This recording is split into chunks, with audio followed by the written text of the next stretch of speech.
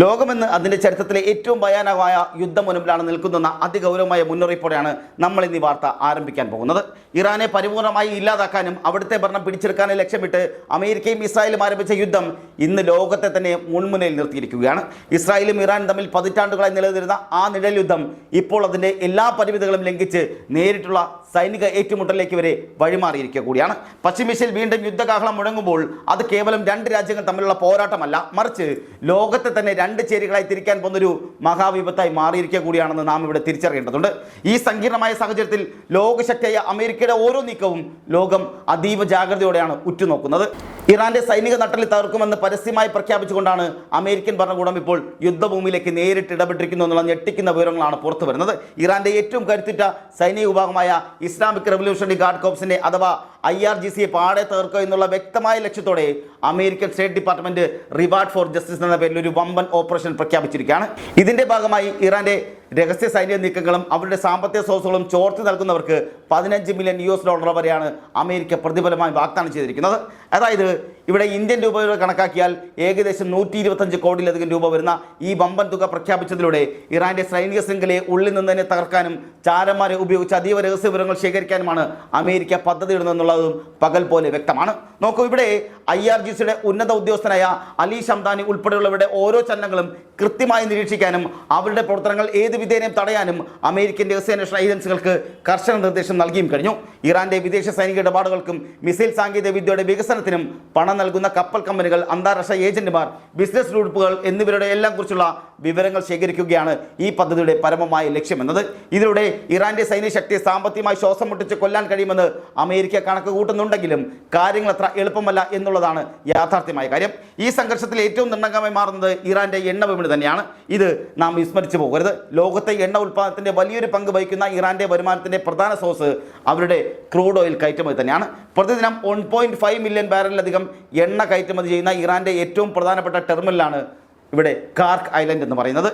ഈ തന്ത്രപ്രധാനമായ കേന്ദ്രത്തെ ലക്ഷ്യം വെച്ചുകൊണ്ട് ഇസ്രായേൽ വ്യോമസേന വലിയ തോതിലുള്ള ആക്രമണം നടത്താൻ പദ്ധതിയിടുന്നുള്ള റിപ്പോർട്ടുകളും CNN ഉൾപ്പെടെയുള്ള ആഗോള മാധ്യമങ്ങൾ അതീവ ഗൗരവത്തോടെയാണ് പുറത്തുവിട്ടിരിക്കുന്നത്. അവിടെ ഈ ആക്രമണം ഉണ്ടായാൽ അത് വലിയ നഷ്ടങ്ങളിലേക്ക് വരെ പോകുമെന്ന കാര്യം ഉറപ്പാണ്. ഇറാന്റെ ഈ എണ്ണ കയറ്റുമതി കേന്ദ്രം തകർക്കപ്പെട്ടാൽ അത് ആ രാജ്യത്തിൻ്റെ സമ്പദ് വ്യവസ്ഥയെ അക്ഷരാർത്ഥത്തിൽ ചാരമാക്കുമെന്ന് അമേരിക്കയും ഇസ്രായേലും ഉറച്ചു വിശ്വസിക്കുകയും ചെയ്യുന്നുണ്ട്. എന്നാൽ ഇത്തരം ഭീഷണികൾക്ക് മുന്നിൽ പതറാനോ ആയുധം വെച്ച് കീഴടങ്ങാനോ ഇറാൻ ഭരണകൂടം ഒട്ടും തന്നെ തയ്യാറായിട്ടുമില്ല. ഇറാന്റെ റവല്യൂഷണറി ഗാർഡ് കമാൻഡർമാരായ മേജർ ജനറൽ മുഹമ്മദ് അലി ജഫരിയെ പോലുള്ള ഉന്നത സൈനിക നേതാക്കൾ അതിശക്തമായ പ്രതികരണമാണ് അമേരിക്കയ്ക്കും ഇസ്രായേലിനും നൽകിക്കൊണ്ടിരിക്കുന്നത്. ഇറാന്റെ മണ്ണിൽ ഒരു ബോംബ് വീണാൽ പകരം ഇസ്രായേലിലെ ടെൽ അവീവ് പോലുള്ള പ്രധാന നഗരങ്ങളെയും അവരുടെ ഊർജ്ജ കേന്ദ്രങ്ങളെയും നിശേഷം ചാരമാക്കുമെന്നാണ് ഇറാന്റെ പരസ്യമായുള്ള പ്രഖ്യാപനം എന്നത്. ഇറാന്റെ കൈവശമുള്ള മൊസൈക്ക് ഡിഫൻസ് എന്ന അതിമാരകമായ പ്രതിരോധ സംവിധാനത്തെക്കുറിച്ച് ഈ ഘട്ടത്തിൽ ലോകം വലിയ ഭീതിയോടെയാണ് ചർച്ച ചെയ്യുന്നത്. ഒരേ സമയം ആയിരക്കണക്കിന് ഡ്രോണുകളും അതുപോലെ തന്നെ അത്യാധുനിക ബാലിസ്റ്റിക് മിസൈലുകളും ഉപയോഗിച്ച് ശത്രുരാജ്യങ്ങളെ ആക്രമിക്കാനുള്ള ശേഷി ഇന്ന് ഇറാന്റെ സൈന്യത്തിനുണ്ട്. അത് എന്നുള്ളത് തന്നെ അമേരിക്കയും ഇസ്രായേലിനെയും ഒരുപോലെ ഭയപ്പെടുത്തുന്ന കാര്യം കൂടിയാണ്. ഇസ്രായേലിലെ ഏത് അത്യാധുനിക പ്രതിരോധ കവചത്തെയും നിഷ്പ്രഭമാക്കാൻ തങ്ങളുടെ മിസൈൽ മഴയ്ക്ക് കഴിയുമെന്ന് ഇറാൻ സൈന്യം ആവർത്തിച്ച് വ്യക്തമാക്കുകയും ചെയ്യുന്നുണ്ട്. യുദ്ധം കടുക്കുകയാണെങ്കിൽ അത് മിഡിൽ ഈസ്റ്റിലെ അമേരിക്കൻ സൈനിക താവളങ്ങളെ നേരിട്ട് ബാധിക്കുമെന്നത് കാര്യം ഉറപ്പ് തന്നെയാണ്. ഗൾഫ് രാജ്യങ്ങളിലെ ഓരോ അമേരിക്കൻ സൈനിക കേന്ദ്രവും തങ്ങളുടെ മിസൈൽ പരിധിയിലാണെന്ന് ഇറാൻ ഇതിനോടകം തന്നെ മുന്നറിയിപ്പ് നൽകിയും കഴിഞ്ഞു. ഹോർമുസ് കടലിടുക്ക് അടഞ്ഞുകൊണ്ട് അല്ലെങ്കിൽ അവിടെ തടഞ്ഞുകൊണ്ട് ലോകത്തെ എണ്ണ വിതരണ ശൃംഖല തന്നെ അട്ടിമറിക്കാൻ ഇറാന് സാധിക്കുകയും ചെയ്യും. അങ്ങനെ സംഭവിച്ചാൽ ആഗോള വിപണിയിൽ എണ്ണവില $200 മുകളിലേക്ക് കുതിച്ചു വരികയെന്നും ലോക ചരിത്രത്തിലെ തന്നെ ഏറ്റവും വലിയ സാമ്പത്തിക മന്ദിലേക്ക് നീങ്ങുകയും ചെയ്യുമെന്നതും ഒരു പേടി സ്വപ്നമായി നമ്മുടെ മുന്നിൽ തന്നെ നിൽക്കുന്നത് കൂടിയാണ്. ഇന്ത്യയെ സംബന്ധിച്ചിടത്തോളം ഈ സംഘർഷം അതീവ ഗൗരവമായ ഒരു സാഹചര്യം കൂടിയാണ് സൃഷ്ടിക്കുന്നത്. ഇന്ത്യയുടെ ഇന്ധന ആവശ്യങ്ങൾക്കായി നാം പ്രധാനമായും ആശ്രയിക്കുന്നത് ഈ ഗൾഫ് മേഖലയാണ് എന്നുള്ളതും നാം ഒരു നിമിഷം പോലും മറന്നു പോകരുത്. സംഘർഷം മൂലം എണ്ണവില വർദ്ധിക്കുന്നത് ഇന്ത്യയിലെ പച്ചക്കറി മുതൽ നിത്യോപയോഗ സാധനങ്ങൾ വരെയുള്ള വില കുത്തനെ വർദ്ധിപ്പിക്കാനും കാരണമാകും എന്നുള്ളത് സാധാരണക്കാരൻ്റെ നട്ടലൊടിക്കുന്ന വാർത്ത കൂടിയാണ്. രൂപയുടെ മൂല്യം ഡോളറിനെതിരെ ഇടിയുന്നതും അന്താരാഷ്ട്ര ചരക്ക് നീക്കം തടസ്സപ്പെടുന്നതും ഇന്ത്യൻ സമ്പദ് വ്യവസ്ഥയുടെ വളർച്ചയെ തന്നെ പതിറ്റാണ്ടുകളോളം പിന്നോട്ടടിക്കുകയും ചെയ്യും. ലക്ഷക്കണക്കിന് ഇന്ത്യൻ പ്രവാസികൾ ജോലി ചെയ്യുന്ന മേഖലയായതിനാൽ തന്നെ അവരുടെ സുരക്ഷയുടെ കാര്യത്തിൽ ഇന്ത്യൻ വിദേശകാര്യ മന്ത്രാലയം വലിയ ആശങ്കയിലുമാണ്. ഒരു യുദ്ധമുണ്ടായാൽ ഇവരെ സുരക്ഷിതമായി നാട്ടിലെത്തിക്കുക എന്നുള്ളത് ഇന്ത്യയെ സംബന്ധിച്ച് വലിയൊരു വെല്ലുവിളിയായി മാറുമെന്ന കാര്യത്തിൽ യാതൊരു സംശയവും വേണ്ട. കൂടാതെ ഇറാനിലെ ചബഹാർ തുറമുഖം വഴി മധ്യേഷ്യയിലേക്ക് ഇന്ത്യ നടത്തുന്ന തന്ത്രപ്രധാനമായ വ്യാപാര നീക്കങ്ങളെയും ഈ സംഘർഷം പ്രതികൂലമായി ബാധിക്കാൻ സാധ്യതയുണ്ട്. ഇറാന്റെ നാവിക കരുത്തിനെക്കുറിച്ചും ഇന്ത്യൻ മഹാസമുദ്രത്തിലെ അവരുടെ നിരീക്ഷണങ്ങളെക്കുറിച്ചും ഞെട്ടിക്കുന്ന റിപ്പോർട്ടുകളാണ് ഓരോ ദിവസവും പുറത്തു വന്നുകൊണ്ടിരിക്കുന്നത്. ഇറാന്റെ അത്യാധുനിക കപ്പലുകളും അതുപോലെ തന്നെ അന്തർവാഹിനികളും ഏത് സൈനിക സാഹചര്യത്തെ നേരിടാൻ സജ്ജമായും കഴിഞ്ഞു. അമേരിക്കൻ യുദ്ധ കപ്പലുകൾ പേർഷ്യൻ ഗൾഫിലേക്ക് പ്രവേശിക്കുന്നത് ഇറാൻ അതീവ ജാഗ്രതയോടെയാണ് നിരീക്ഷിക്കുന്നതും. ഏത് നിമിഷവും ഒരു തീപ്പൊരി വീണാൽ ആളിപ്പടരാൻ പാകത്തിൽ മിഡിൽ ഈസ്റ്റ് ഒരു വെടിമരുന്നായി മാറിയിരിക്കുക കൂടിയാണ്. റഷ്യയും ചൈനയും ഈ വിഷയത്തിൽ എടുക്കുന്ന നിലപാടുകൾ അമേരിക്കയെ വല്ലാതെ അലോസരപ്പെടുത്തുന്നുമുണ്ട് എന്നുള്ളത് തന്നെയാണ് മറ്റൊരു പ്രധാനപ്പെട്ട വശം എന്ന് പറയുന്നതും. അമേരിക്കൻ ഉപരോധങ്ങളെ മറികടക്കാൻ ഇറാന് റഷ്യ സൈനിക സഹായം നൽകുന്നുണ്ടെന്ന വിവരങ്ങളും പുറത്തു വന്നിരിക്കുകയാണ്.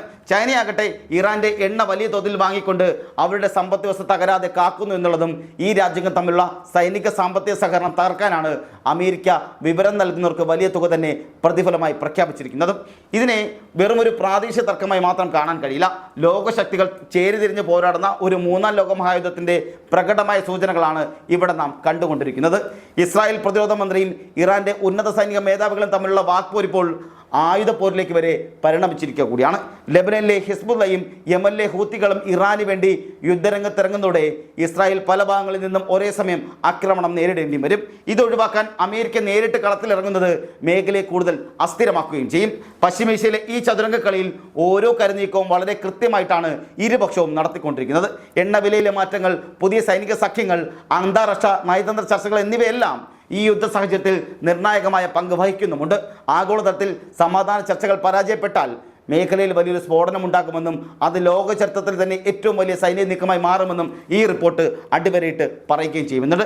സാമ്പത്തിക ഉപരോധങ്ങളുടെ ഇറാനെ തകർക്കാൻ ശ്രമിക്കുന്ന പാശ്ചാത്യ രാജ്യങ്ങൾ തങ്ങൾക്കെതിരെയുള്ള തിരിച്ചടി എത്രത്തോളം മാരകമായിരിക്കുമെന്നും മുൻകൂട്ടി കാണുന്നില്ല എന്നുള്ള വിമർശനവും ലോകത്തിന്റെ വിവിധ കോണുകളിൽ നിന്നും ഉയർന്നു വരുന്നുണ്ട്.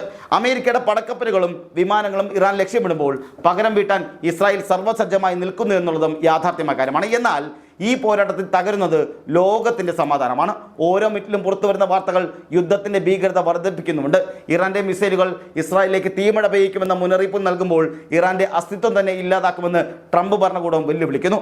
ഇതിനിടയിൽപ്പെട്ട് ഉലയുന്നതാകട്ടെ സാധാരണക്കാരായ ജനങ്ങളാണ്.